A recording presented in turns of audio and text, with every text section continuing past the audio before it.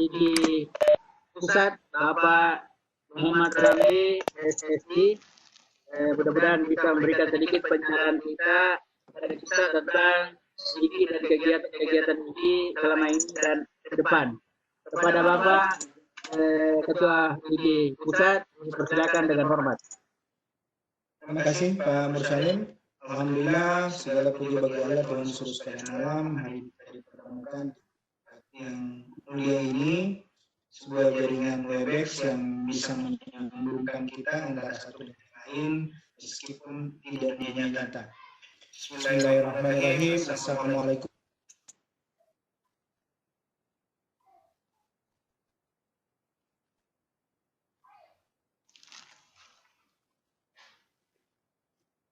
Tadi ada program yang dilaksanakan di wilayah Provinsi Sulawesi Selatan dan sangat luar biasa menghadirkan Pak Kepala Staf Kepresidenan Pak Muldoko dengan Menteri Pertanian Syahrul Yassin Limpo. Saya baru selesai dengan mereka dan saya langsung gabung dengan teman-teman di Rekang. Saya sangat gembira dengan adanya kegiatan ini karena kemudian Rekang bisa hidup kembali. Saya ingat betul 2017 lalu saya sendiri ke Rekang dan untuk pelantikan pengurus dan Pak Bupati sangat mendukung Ikatan Guru Indonesia saat itu. Kami tidak tahu setelahnya seperti apa, tapi mereka akan rugi kalau Ikatan Guru Indonesia tidak beraktivitas dengan baik di sana. Sekedar informasi buat kawan-kawan sekalian bahwa saya tadi membuka sebenarnya pelatihannya Sabu Safi, itu pesertanya 4.000 orang, satu guru satu video pembelajaran. 4.000 peserta, pendaftarnya sampai lebih dari 4.000. Dan mereka luar biasa bersemangat meningkatkan kompetensi guru. Kawan-kawan semua, saya ingin flashback sedikit ke belakang bagaimana Ikatan Guru Indonesia bisa seperti sekarang. Saya jadi ketua IG itu 2010 yang lalu. 2010 pertama kali kami pelantikan di Unhas Tutup dan kemudian IG terus-menerus bergerak. Salah satu yang paling punya kesan luar biasa adalah menghadirkan Pak Wardi Manjoyo-Negoro, mantan Menteri Pendidikan di Sidrap, dan kemudian menghadirkan Anies Baswedan yang kemudian menjadi Menteri Pendidikan di Parepare waktu itu. Ini momentum yang luar biasa di Ikatan Guru Indonesia karena dari sinilah kehadiran tokoh-tokoh itulah yang kemudian membuat IG terlihat di Sulawesi Selatan. Tapi IG jauh berkembang memang dalam 5 tahun terakhir. Ya, momentum utamanya sebenarnya ada di Hari Guru Nasional tahun 2016. Waktu itu saya belum ketua IG, masih Pak Satrio ketua IG. Di sana kemudian berkumpul guru-guru yang memang ingin berubah, ingin lebih baik. Dan karena temanya adalah guru mulia karena karya, maka yang berkumpul saat itu adalah guru-guru yang memang tampil karena karyanya. Dan alhamdulillah itu didominasi oleh kawan-kawan guru IG saat itu. Jumlahnya masih kecil, tapi memang mereka seperti yang disebut Pak Anies, small but giant. Jadi kecil tapi seperti raksasa. Dan saat itu kita mengibarkan bendera IG, kemudian kita pasang spanduk IG, dan kemudian disitulah IG dikenal di seantero negeri. Januari, beberapa bulan setelah Hari Guru Nasional, kami kemudian menyelenggarakan kongres di Makassar, dan secara aklamasi saya diberikan kepercayaan oleh kawan-kawan menjadi Ketua Ikatan Guru Indonesia. Ketika terpilih sebagai Ketua IG, ada beberapa hal memang yang butuh kami pikirkan secara serius. Yang pertama adalah IG ini tidak punya uang. Karena IG tidak punya uang, maka IG harus mampu menggerakkan orang, ada uang atau tidak ada uang, harus bergerak. Yang kedua, IG ini masih kecil, saat itu anggotanya tidak banyak, sehingga butuh stimulan yang luar biasa untuk mendorong pergerakan. Yang ketiga, kami menemukan bahwa IG saat itu hanya aktif di beberapa daerah. Ya. Setahu saya hanya ada 7 provinsi yang ada IG, dan yang lengkap seluruh kabupaten kota itu hanya Sulawesi Selatan. Dulu ketua IG sebelum Pak Jarod ini ada guru SMP. Ya. Beliau terakhir meninggalkan IG karena bergabung dengan organisasi sebelah. Kawan-kawan IG yang saya hormati, waktu berjalan kita kemudian menyadari satu hal. Apa yang kita sadari, selama ini kawan-kawan guru kita itu mengikuti pelatihan-pelatihan ada beberapa problem yang dihadapi. Yang pertama masalahnya adalah lu lagi, ya. Jadi guru yang pelatihan dulu di masa lalu itu habis dia lagi, sehingga yang ikut pelatihan yang itu terus. Ya. Jadi tidak banyak guru yang kemudian terlatih karena yang ada yang sibuk pelatihan, tidak mengajari sedikit, tapi ada yang tidak pernah ikut pelatihan, bahkan ada guru yang sepanjang karirnya jadi guru, tidak pernah mengikuti pelatihan. Ini saya temukan di Barito Timur. Barito Timur saya datang ke sana, saya heran kenapa ada sebuah kabupaten yang jumlah penduduknya tidak terlalu banyak, tapi jumlah pesertanya lebih dari 1000, gedung yang ada di sana tidak muat. Saya kemudian tanya ke mereka, ke panitianya, kok bisa sampai sebanyak ini peserta yang datang? Mereka bilang ini pelatihan pertama Pak yang mereka ikuti sepanjang karir mereka menjadi guru. Kenapa ini terjadi kawan-kawan? Karena ini problem masalah kita yang dulu-dulu yang memang menjadi solusi sekarang. Jadi saya sering cerita ke teman-teman, dulu ada pelatihan guru yang dilaksanakan oleh satu organisasi besar. Misalnya anggaplah UNICEF yang bikin pelatihan, atau UNESCO yang bikin pelatihan. Diundanglah kemudian guru, dikirim surat ke kepala dinas kasih ke UPT kasih ke kepala sekolah kasih ke guru senior kemudian bilang, apa juga ini, guru junior disuruhlah berangkat ke guru junior ke pelatihan itu, misalnya diberangkat ke Makassar, pulang dari Makassar, senyum-senyum dia sama guru seniornya, bahkan bilang, Pak, terima kasih banyak Pak, saya mau traktir Ki hari ini. Kenapa? Waduh, ternyata Pak, selain ilmunya bagus, di sana juga saya mendapatkan amplop. Dan ini saya mau traktir Bapak. Pelatihan selanjutnya Pak, guru junior sudah tidak dapat jatah. Yang berangkat adalah guru seniornya. Kenapa guru seniornya yang berangkat? Karena ada honornya. Ya. Kepala sekolah bingung. Yang lalu dia tidak mau pergi. Kenapa? Ya sekarang dia ngotot untuk pergi. Pelatihan ketiga, kepala sekolah yang berangkat. Selanjutnya, pelatihan-pelatihan dibuat, UPTD tahu, kemudian UPTD kasih ke orangnya. Kepala dinas tahu, dia kasih ke orang dekatnya. Jadilah kemudian Bapak Ibu yang ikut pelatihan yang itu saja. Yang dekat dengan api. Siapa yang dekat dengan api, dia yang selalu ikut pelatihan kemana-mana. Dikirim ke Makassar, dia lagi, kirim ke Jakarta, dia lagi, kirim ke Bogor, dia lagi, kirim ke Malang, dia lagi. Dan dia terus. Ya. Ini pelatihan awal ketika saya pertama kali jadi ketua IGI pusat. Ya. Kemudian masalah kedua adalah kita tidak punya pelatih yang cukup baik. Sehingga pelatihan-pelatihan guru tersentralisasi. Bagus kalau ada pelatihan di satu tempat. Ya. Di tempat lain tidak pernah ada pelatihan. Kenapa? Karena kita sangat tergantung dengan orang-orang di luar. Misalnya kita melibatkan dosen sebagai pembicara materi kita. Dan yang banyak adalah seminar. Kenapa seminar? Karena mereka menguasai teori tapi tidak prakteknya. Jadi para dosen-dosen kita ini itu sangat memahami teorinya, bahkan jauh di atas langit sana, tapi tidak bisa diaplikasikan di lapangan. Jadinya yang banyak adalah seminar, bukan workshop, bukan pelatihan, tapi seminar. Kemudian kita tidak bisa bergantung sama mereka. Kenapa? Karena mereka tidak memahami kondisi ruang kelas. Tidak bisa menyambungkan antara teori dengan aplikasi di lapangan. Kemudian penyedia pelatihan juga, itu perusahaan-perusahaan IT misalnya, seperti dulu kita mengenal Pesona Edu, kemudian ada di awal-awal misalnya teman-teman guru disuguhi dengan perusahaan-perusahaan IT yang masuk ke sekolah-sekolah. Kepentingan mereka cuma satu, IT mereka teraplikasi di lapangan. Atau orang-orang pada beli, ya, seperti Kuiper misalnya pada beli akunnya, sehingga itulah yang digunakan oleh kawan-kawan guru mengajari siswanya. Masalahnya kemudian adalah yang pertama, pelatihan-pelatihan guru kita tidak mandiri terjadi secara terus-menerus karena pelatihnya dari luar. Masalah kedua adalah tidak teraplikasi dengan baik karena lebih banyak teori dibanding aplikasi. Yang ketiga adalah konten tidak nyambung dengan kebutuhan. Jadi kontennya dibuat sesuai dengan kebutuhan provider, kebutuhan penyelenggara, pemberi pelatihan, sementara yang dibutuhkan guru bukan itu. Ya. Ibaratnya kita yang sudah terbiasa pakai sendok misalnya, tiba-tiba dikasih sumpit, gitu. Sumpitnya kita tidak pakai, kita lepas sumpitnya, kita gunakan tangan kembali ke masa lalu. Kenapa seperti itu? Karena bukan kebutuhan kita yang diberikan. Nah, selanjutnya kemudian apa yang kami lakukan di Ikatan Guru Indonesia? Saya waktu itu mendapat informasi bahwa ternyata banyak kawan-kawan guru kita yang punya kemampuan sangat tinggi, bahkan jauh lebih tinggi daripada dosen-dosen. Saya tahu kemudian ada seorang guru yang menulis buku banyak sekali, namanya Slamet Rianto, dari Gunung Kidul sana. Gurunya ngajarnya di kecamatan, tapi dia sudah menjadi duta UNESCO dan membuat lebih dari 200 buku. Ya. Kemudian saya ketemu Pak Karim. Pak Karim ini guru matematika alumni ITB yang punya kemampuan IT sangat bagus, bahkan jadi finalis Microsoft University Teacher. Ya. Kemudian ada Pak Mampuono misalnya yang juga menjadi finalis Microsoft University Teacher se-Asia Pasifik. Ini guru-guru ini bukan orang sembarang ini. Kalau mereka bisa sampai ke level itu, berarti mereka punya kemampuan yang jauh di atas rata-rata guru yang lain. Kelemahannya adalah mereka tidak punya wadah menyalurkan kemampuan mereka, dan mereka tidak punya kemampuan untuk mentransfer kemampuan itu kepada guru-guru yang lain.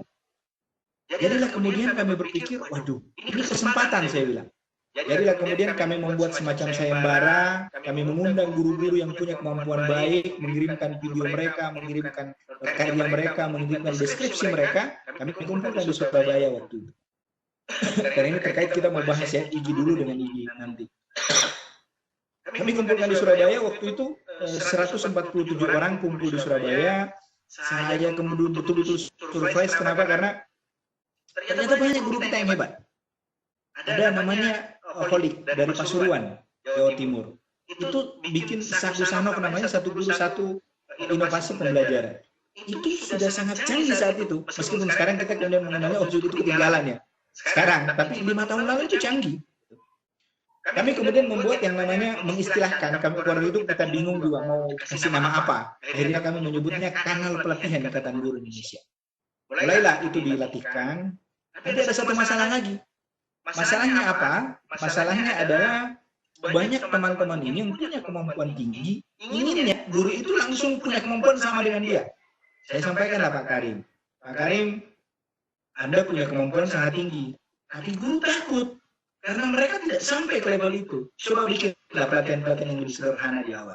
Jadi waktu itu Pak, kita bikin namanya Saku Samik, satu guru satu komik pembelajaran, dan selalu digandrungi di mana-mana. Kami lakukan hampir seluruh Indonesia. Kemudian masalah timbul lagi yang baru. Setelah teman-teman guru ini ngumpul-ngumpul, kami kemudian mengumpulkan guru-guru yang bagus itu di Jakarta, namanya Temu Nasional Pelatih Indonesia. Di sana lahir 86 jenis pelatihan IGI, karena disebutnya kanal pelatihan IGI. Kemudian sekarang menjadi 97. Kemudian ini Bapak Ibu, ada gairah baru dalam peningkatan kompetensi guru. Ada satu masalah lagi yang kami temukan. Masalah apa yang kita temukan Bapak Ibu? Mungkin juga ini terjadi di Endrek, kalau tidak dicari solusinya tidak akan ketemu. Imran misalnya, guru yang muda, sangat berbakat, punya kemampuan tinggi, dekat dengan IT, penuh inovasi, mengajar di Maros. Usianya masih muda, masih 30-an. Ya. Ketika dia mau membuat pelatihan, yang mau dilatih itu adalah gurunya di masa lalu. Ya. Di masa lalu ada gurunya.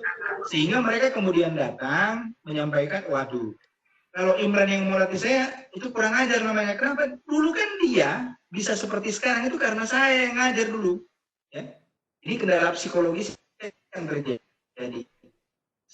Sehingga yang kami lakukan adalah kami mencari sponsor, kami mencari duit di mana-mana, bisa bergabung dengan Garuda Miles waktu itu. Kita kemudian menukar-nukar orang.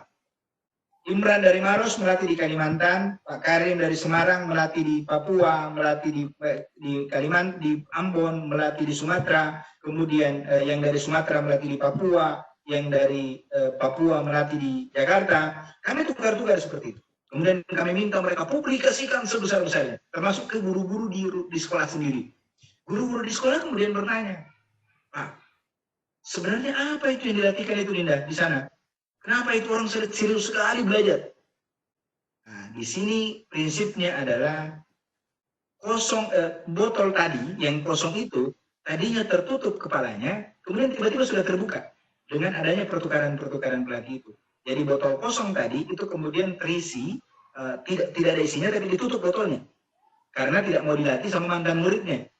Tapi setelah muridnya ini melatih di mana-mana, kemudian botolnya terbuka. Tutupnya terbuka, dan jadilah dia siap dilatih. Alhamdulillah kawan-kawan guru, ini yang terus-menerus terjadi di Ikatan Guru Indonesia, sampai kemudian kami menemukan data dalam setahun, IGI bisa melatih lebih dari 500.000 guru di seluruh Indonesia.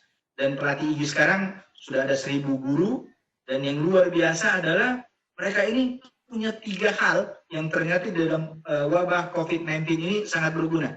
Apa itu kawan-kawan yang berguna? sebelum saya bahas itu, saya ingin bahas dulu yang pertama adalah kenapa guru-guru Indonesia itu susah berubah. Selain guru-guru yang mau belajar itu, ada 5 lagi kategori guru-guru kita yang tidak berubah selama ini, tidak mau berubah. Yang pertama guru-guru konservatif. Mereka menganggap bahwa ya sudahlah, saya ini sudah cukup dengan apa yang ada. Saya begini, ngajarku jelek katanya orang, tapi siswaku juga jadi doktor, jadi insinyur, jadi apoteker, jadi menteri malah. Jadi buat apa saya berubah? Ini guru-guru konservatif. Yang kedua kategori guru yang tidak mau belajar karena takut sama organisasi tertentu. Jadi karena ada organisasi yang mengintimidasi, ada organisasi yang melarang dia ikut pelatihan, jadinya dia rugi, ya. Semasa seperti masa jahiliyah dulu, tidak bisa beriman karena Abu Lahab, Abu Jahal menghalangi mereka beriman, ya. Jadi ini ketakutan itu kemudian yang membuat mereka tidak bisa bergabung dengan teman-teman guru, ya, yang pelatihan-pelatihan itu. Yang ketiga adalah guru-guru yang sadar diri sesungguhnya bahwa mereka ini penuh kekurangan, mereka punya harus berubah, tapi mereka tidak tahu di mana harus belajar. Ini ketiga. Yang keempat adalah guru-guru yang dasarnya memang malas. Jadi yang mau diapakan juga malas, sudah malas dari dulu, ya. Yang kelima adalah guru yang pesimis. Belum di pelatihan, kasihan dia sudah bilang, saya tidak bisa kalau begitu. Susah itu. Ya saya pegang mau saja gemetar, bagaimana saya bisa berubah. Ya, ini 5 kategori ini tidak berubah. Tapi alhamdulillah Bapak Ibu, datanglah yang namanya COVID-19. COVID-19 mewajibkan belajar dari rumah. Belajar dari rumah ini membutuhkan skill, membutuhkan kemampuan untuk mengolah itu semua. Dan mereka akhirnya tidak bisa berbuat banyak. Akhirnya mereka mau berubah. Datanglah kawan-kawan IGI, di minggu pertama mereka cuma mengajari siswa-siswa mereka. Minggu kedua mereka melihat, oh ternyata guru di sebelah ini tidak bisa bikin apa-apa, malah dengan WhatsApp dia kirim ke siswanya, kasih tugas 1, guru 1 lagi kasih tugas juga, guru 2 kasih tugas juga, guru 3 kasih juga tugas. 4 kali tugas dalam 1 hari, 6 hari, luar biasa tugas banyak yang harus dikerjakan siswa. Sampai-sampai ada siswa yang bilang, biar saya kena COVID daripada kena tugas sebanyak ini. Ini masalah. Dan kemudian teman-teman IGI ternyata tanggap, kemudian melatih mereka. Kenapa guru-guru IGI bisa melatih dengan sangat cepat, bahkan jauh lebih cepat dari Kementerian Pendidikan, atau mungkin lembaga lain? Karena teman-teman IGI itu punya 3 hal yang luar biasa. Yang pertama, kawan-kawan IGI itu punya skill, punya kemampuan sejak dulu melakukan proses pembelajaran jarak jauh. Ya namanya blended learning itu sudah dilakukan oleh teman-teman guru IGI. Seperti Sagu Sanop itu mengajarkan kita bahwa materi-materi bisa disimpan di internet, siswanya bisa buka, kemudian siswanya bisa belajar duluan. Setelah belajar duluan, kemudian masuk ke ruang kelas. Kemudian ada namanya Sagu Safit, 1 guru 1 video pembelajaran, 1 guru 1 komik pembelajaran, dan sebagainya. Jadi mereka sudah punya skill yang mumpuni untuk dipergunakan dalam belajar dari rumah ini. Kemudian yang kedua, teman-teman guru ini punya kebiasaan melakukan kegiatan tidak harus menggunakan anggaran. Ada anggaran jalan, tidak ada anggaran, tidak ada masalah. Ya, ini yang kemudian mereka bergerak. Jadi tidak perlu DPR bahas anggaran dulu, Bupati bahas anggaran dulu, kemudian disetujui oleh DPR. Tidak perlu seperti itu. Langsung bergerak, langsung berjalan. Kenapa? Karena mereka selama ini sudah bergerak, tidak harus bergantung pada anggaran. Yang ketiga yang dimiliki oleh kawan-kawan IGI adalah semangat sharing and growing together. Semangat berbagi dan saling menumbuhkan. Ini yang teman-teman tidak punya di tempat lain. Jadi guru IGI itu kalau melatih di mana-mana, mau ada honor boleh, tidak ada honor tidak masalah. Kalau masih ada uangnya untuk transfer, mereka jalan sendiri. Kalau tidak ada ya menunda dulu pekerjaan. Ya. Tapi intinya adalah kawan-kawan IGI itu selalu ingin berbagi dan saling menumbuhkan. Bukankah kita penuh kekurangan dan kelebihan? Jadi ada yang punya A, tidak punya B, ada yang punya C, tidak punya D, itu kemudian saling mengisi, saling menginspirasi. 3 hal ini kemudian teman-teman guru yang menginspirasi teman-teman guru IGI untuk terus-menerus bergerak, dan hasilnya alhamdulillah seperti sekarang. Saya hampir setiap hari harus melayani, membuka acara seperti ini, mengisi seminar seperti ini, dan dari luar saya agak sulit menerima. Kenapa? Karena banyaknya jadwalnya IGI sendiri sudah sangat padat. Jadi kawan-kawan guru seperti Hari Kebangkitan Nasional seperti ini biasanya organisasi-organisasi mahasiswa dan sebagainya mengundang kita. Sekarang tidak bisa karena di IGI sendiri sudah full. Ya. Nah, teman-teman IGI ini saya sangat berharap, kita sangat berharap bahwa inovasi-inovasi, gerakan-gerakan yang kita lakukan ini itu akan bisa berjalan dengan baik. Lalu apa solusinya dengan kondisi kita sekarang yang pertama kualitas kita rendah, kompetensi kita rendah. Yang kedua, kita tidak bisa berharap banyak sama pemerintah, karena pemerintah bikin pelatihan, ya meskipun anggarannya besar, tapi jarang pelatihannya. Kemudian yang ketiga, suasana pandemi COVID-19 ini. Apa yang butuh kita lakukan? Saya sampai sekarang masih meyakini bahwa satu-satunya cara untuk meningkatkan kompetensi guru adalah mendorong guru untuk meningkatkan kompetensinya secara mandiri. Mungkin kalau kita lebih romantis itu arahnya adalah mulai dari hati. Ya. Jadi yang butuh kita gerakkan sebenarnya guru-guru kita adalah hatinya. Jangan sampai kita menggerakkan guru-guru hanya karena anggaran. Mereka akan datang, duduk, diam, bensinnya habis, berhenti lagi pelatihan. Sementara yang kita mau adalah guru-guru kita terus-menerus belajar. Kenapa kita harus terus-menerus belajar? Karena apa yang kita pahami sebagai kecanggihan teknologi 10 tahun lalu, sekarang sudah ketinggalan. Apa yang kita pahami sebagai sesuatu yang sangat luar biasa 5 tahun lalu, sekarang sudah kuno. Ya. Dan apa yang kita laksanakan sekarang sebagai kecanggihan, 2 tahun yang akan datang, mungkin setahun yang akan datang, sudah ditinggalkan. Berapa banyak dari kita dulu yang begitu bangga dengan broadcast SMS yang bisa 1 kali kirim dan sebagainya. 100 orang. Kita kemudian menggunakan yang namanya BlackBerry. Ya sebelumnya kita pakai email, mailing list ya, mailing list. Itu kita sudah sangat canggih merasa waktu itu mailing list.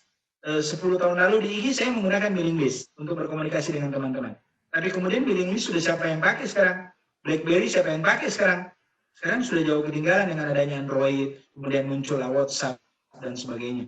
Sekarang kita bisa bicara seperti ini sudah sangat mudah, padahal dulu sangat susah dan mahal. Bapak Ibu, ini kemajuan teknologi harus kita internalisasi masuk ke dunia pendidikan kita. Saya masih, dulu ada kejadian lucu, saya kembali cerita Barito Timur. Jadi Barito Timur itu punya peraturan, tidak boleh siswa membawa handphone ke sekolah. Itu peraturan Bupati. Saya kemudian minta kepada dia, tolong Pak Bupati, saya dikasih kesempatan bicara duluan sebelum Pak Bupati. Begitu kita selesai bicara, Pak Bupati sambutan, dia bilang, mulai hari ini Bapak Ibu tidak tunggu aturan. Kalian gunakan ini teknologi untuk di sekolah-sekolah. Suruh siswanya bawa handphone. Ya. Itu perubahan drastis luar biasa dalam sesaat yang kita lakukan. Jadi ini saya kira kawan-kawan guru, kemajuan teknologi ini tidak bisa dibantah. Ya. Memang guru tidak bisa digantikan oleh teknologi. Tetapi saya harus bilang, guru-guru yang tidak paham teknologi, suatu ketika akan digantikan oleh guru-guru yang paham dan mengerti teknologi. Nah, kemudian gadget ini, dunia maya ini, di internet ini, dunia yang penuh dengan ketakutan sebenarnya. Kenapa? Karena kita akan menemukan masalah-masalah ketika menggunakan teknologi ke hal-hal yang negatif.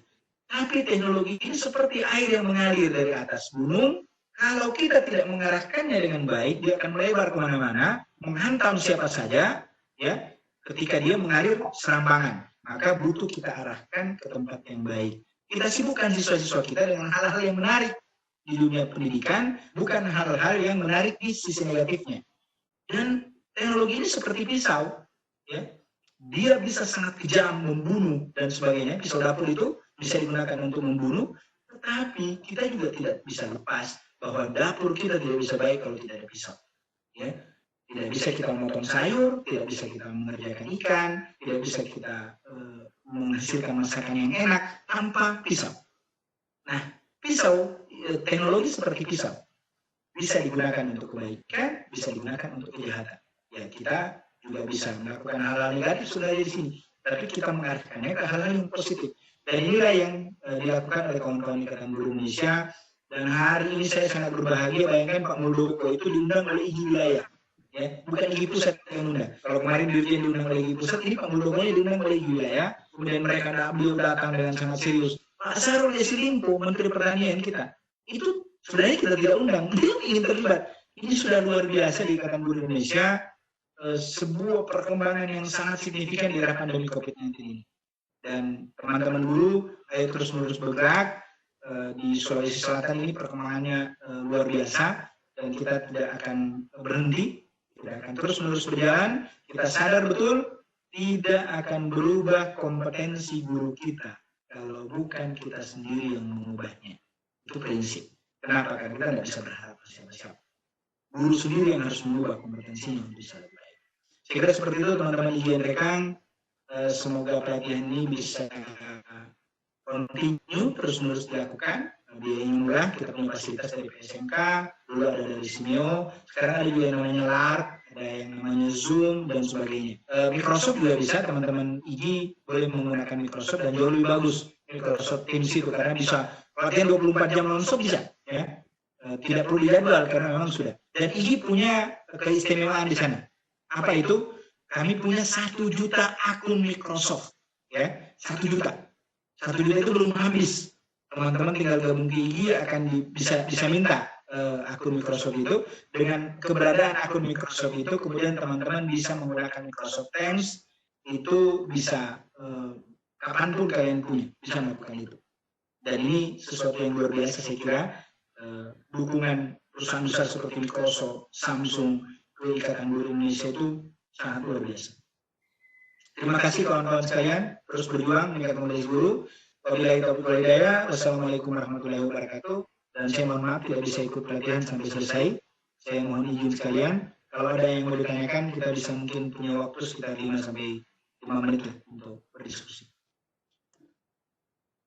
Assalamualaikum warahmatullahi wabarakatuh. Assalamualaikum warahmatullahi wabarakatuh. Demikian pengarahan dan sambutan dari Ketua IGI Pusat Bapak Muhammad.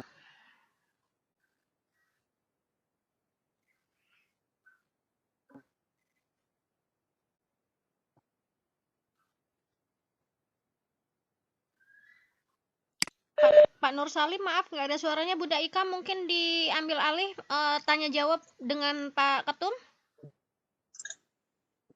Oke, terima kasih. Mungkin Pak Mursalim lagi kendala dari jaringan. Jadi ada beberapa pertanyaan ini Pak Ketum, bahwa mereka kebanyakan sudah bergabung di IG, namun belum mendapatkan Microsoft Office 365. Mungkin bisa Pak untuk menaruh hubung untuk mendapatkan Microsoft Office-nya Pak. Teman-teman bisa hubungi Pak Basri. Ya, Pak Basri salah satu pengurus pusat dari Sulawesi Selatan, beliau guru SMA 1 Makassar. Bisa hubungi Pak Basri, nanti Pak Basri yang menghubungi Pak Yuce dengan Bu Anas di IG Pusat. Bu Anas dan Pak Yuce ini kebetulan adalah master trainernya Microsoft langsung. Jadi mereka master trainer internasional, bukan lagi hanya sekedar di Indonesia. Jadi teman-teman tinggal minta ke Pak Basri, komunikasikan dengan Pak Basri. Ya, itu bisa diminta.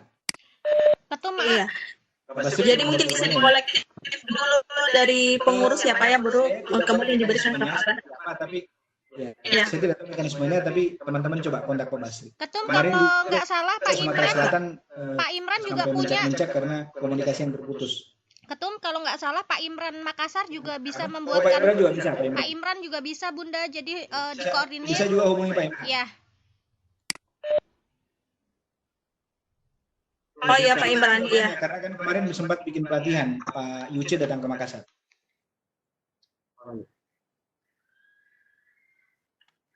Ya, bagaimana pertanyaan selanjutnya? Apa bedanya dengan dari?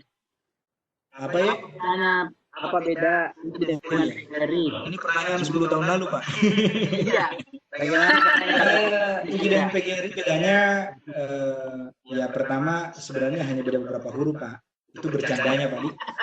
Cuma sebenarnya IG itu sebenarnya lahir dari apa ya? Dari kegelisahan. Ya. Saya lanjut Pak ya. Jadi IG itu lahir dari kegelisahan sebenarnya Pak. Tahun 2000 itu teman-teman aktivis pendidikan itu kumpul di Bandung.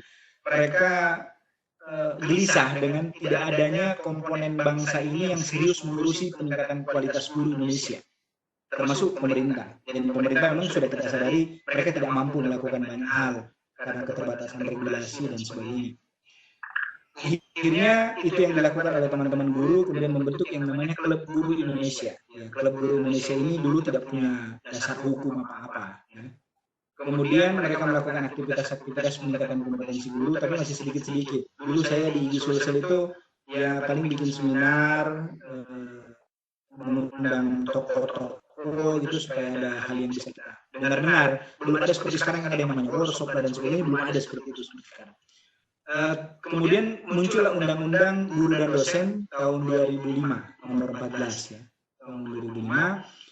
Undang-undang ini membuka ruang lahirnya organisasi baru selain PGRI. Ya. Jadi di undang-undang itu membuka ruang, akhirnya menyadari keberadaan undang-undang itu, Klub Guru Indonesia kemudian mengajukan ke Kementerian Hukum dan HAM. Mengajukan undang-undang. Karena kita tidak bisa masuk ke PGRI. PGRI sudah terlalu gemuk, tidak bisa kita masuk mendorong mereka untuk melakukan peningkatan kompetensi guru. Jadi kemudian teman-teman Klub Guru Indonesia ini berupaya maksimal melegalkan ini Klub Guru Indonesia.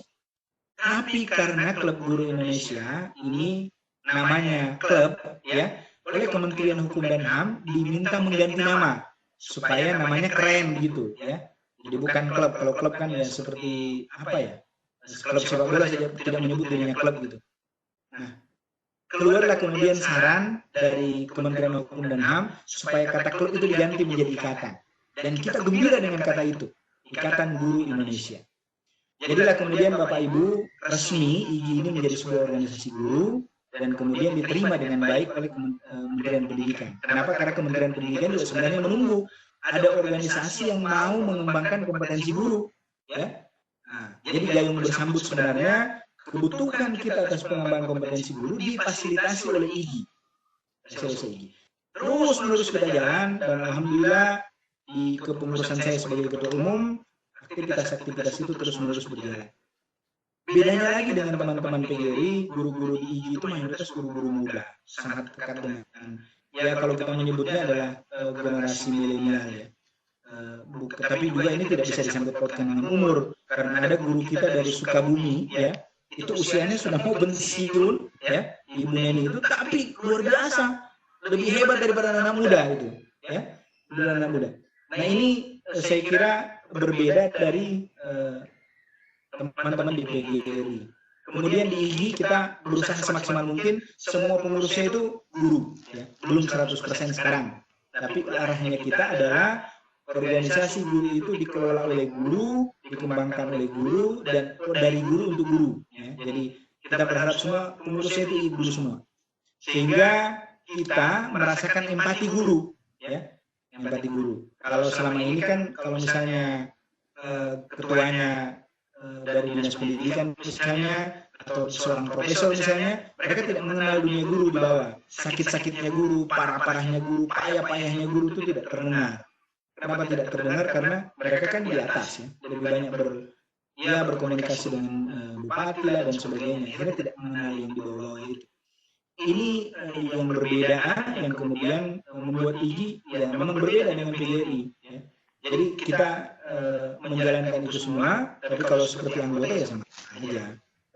Anggota IGI jadi anggota PGRI jadi anggota IGI sudah banyak ya. Dan kemudian sama-sama guru PNS, guru swasta boleh, tapi memang kita membatasi di IGI. Yang jadi anggota itu adalah guru di sekolah formal. Sekolah formal maksudnya TK, KB,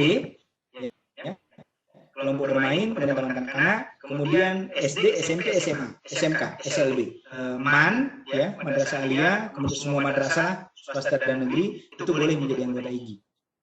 Yang bukan kelompok itu boleh jadi anggota IGI, tapi statusnya bukan anggota biasa. Mereka menjadi anggota kehormatan. Jadi boleh juga di IGI jadi kepala dinas jadi anggota, tapi statusnya anggota kehormatan. Profesor boleh jadi anggota IGI, tapi anggota kehormatan. Nah, bukan sebagai anggota IGI. Nah, dulu di tahun pertama memang masih ada profesor-profesor yang jadi ketua IGI seperti Jawa Barat, Prof. Samsul jadi ketua IGI, tapi semakin ke belakang itu memang amanah beliau, ini harus diserahkan ke guru. Ya, jadi memang harus guru jadi ketuanya. Ada lagi yang bertanya, Pak Rami ngajar di mana kan? Ya. Saya guru Pak, dulu di SMK Kebangsaan, Media Nusantara, Kehutanan. Sekarang saya kebetulan punya sekolah sendiri sudah tahun. Jadi daripada saya mengajar di sekolahnya teman, mending saya di sekolah sendiri. Saya punya sekolah namanya Rahma Harapan Islamic School. Bapak Ibu bisa sekali-sekali jalan-jalan ke sana lah. Sekolah ini terbilang agak aneh ya, karena di sana siswanya tidak bawa buku, Pak. Tidak ada buku, tidak ada pensil, tidak ada pulpen. Di sana semua sudah pakai tablet belajar dan mengajar. Jadi satu siswa satu tablet itu belajarnya di sana.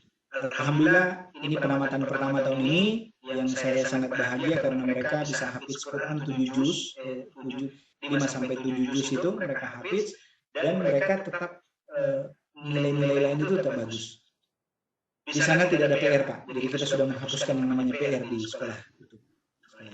Jadi ini barangkali bedanya, Pak, antara IG dengan PGRI, semangatnya sebenarnya yang sedikit berbeda. Kemudian kenapa harus IG ada? Karena tugas meningkatkan kompetensi guru ini tidak ada yang kerjakan. Kemudian kita masuk ke sana. Tapi kalau kemudian belakangan kita lihat, teman-teman PGRI juga sudah mulai bergerak meningkatkan kompetensi guru. Itu harus kita syukuri, Pak. Berarti ini sukses membangunkan mereka untuk ikut bersama-sama meningkatkan kompetensi guru. Ini luar biasa dan kami juga lihat teman-teman guru organisasi lain seperti Perbunu, kemudian FDI itu juga mulai mengembangkan kompetensi guru. Saya kira seperti itu, Pak. Jawaban sementara saya tentang perbedaan IG dengan PGRI. Terima kasih atas waktu dan kesempatannya dari Bapak Kepala Pusat, Bapak Muhammad Ramli Rizky, semua peserta dan panitia. Ucapkan banyak terima kasih. Selanjutnya kami akan masuk di Saya pamit dulu, Pak ya. Iya, silakan Pak, silakan. Terima kasih, Pak. Makasih Pak Ramli, makasih Ketum. Salam buat teman-teman semua. Bu Umi, terima kasih Bu Umi, Sama-sama. terus semua teman-teman.